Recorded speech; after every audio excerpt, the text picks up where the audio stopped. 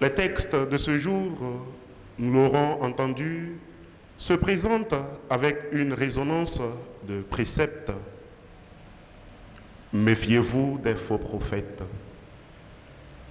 Cela s'entend vite et bien, car le regard semble se rapporter sur l'extérieur et il est plus habile de trouver, sinon d'indiquer ou de décrier le mauvais, le mal, le faux qui fait obstruction au vrai quand il s'agit de le constater sur les autres. Si davantage nous sommes enclins à reconnaître les faux prophètes, des pistes nous sont proposées pour le faire avec l'Évangile.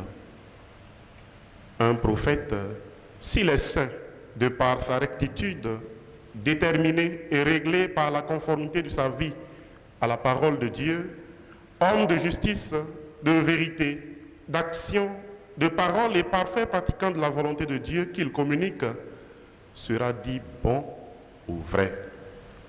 Sinon, il est tout le contraire, un faux que l'on reconnaît à ses œuvres. Ainsi, un prophète d'emblée est un homme de foi, fidèle aux préceptes et promesses de Dieu, et de ce fait, il les annonce pour titiller l'espérance du peuple. En ce sens, Abraham apparaît comme un prototype du prophète. Dieu promet à Abraham une descendance, une terre, un héritage. Abraham crut et Dieu scelle avec lui une alliance à travers un signe mystérieux.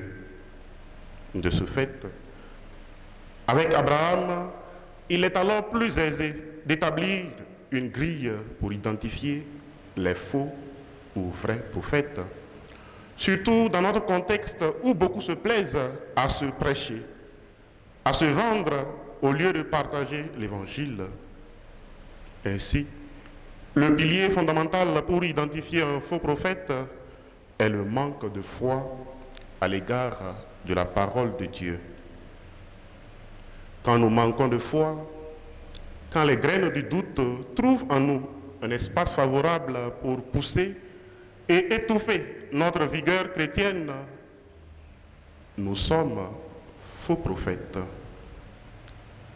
Si l'héritage sociologique est la transmission d'identité, de biens et de sens, pour Abraham, il incarne la continuité d'un nom, d'une foi et d'une mission au-delà du biologique comme socle de mémoire et d'identité collective.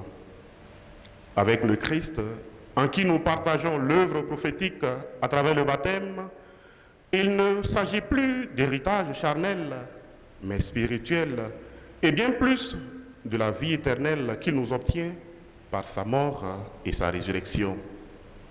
Alors, quand notre espérance chancelle et s'étiole dans les espoirs éphémères, quand nous cherchons notre bonheur et notre salut dans le pouvoir et les capacités humaines, nous sommes de faux prophètes, car nous vivons comme des gens sans espérance. C'est à leurs fruits que vous les reconnaîtrez. Si nous voulons nous illustrer de vrais prophètes, la figure du Christ et son commandement d'amour sont impératifs pour témoigner du règne de Dieu à travers nos actions de grâce et nos bonnes œuvres.